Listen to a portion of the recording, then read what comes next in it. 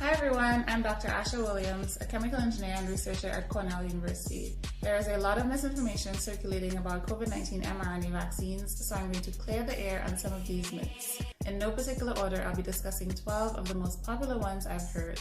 Not here to debate, I'll just be discussing facts based on currently available data. So let's get into it.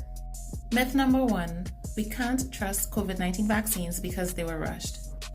These vaccines were developed in record time, so there's understandably some concern, but there are several factors that contributed to the speed of development. Let's discuss. Scientists have known about the coronavirus, aka COVID, family of viruses since the 1960s. Yes, viruses come in families. The first human coronavirus was introduced into the population back in 2002. Remember SARS, then MERS? Research was started back then to develop vaccines against coronaviruses. And this knowledge was applied to the current coronavirus for COVID-19 vaccine design.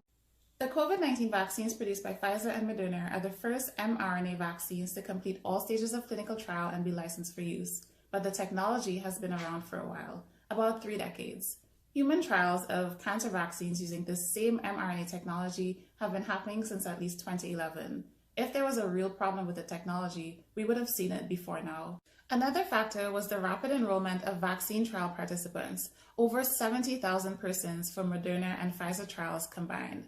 This speed of enrollment is somewhat unprecedented, but skyrocketing cases of COVID-19 meant that it only took a few months for the clinical trials to collect enough data to evaluate the safety and efficacy of the vaccines.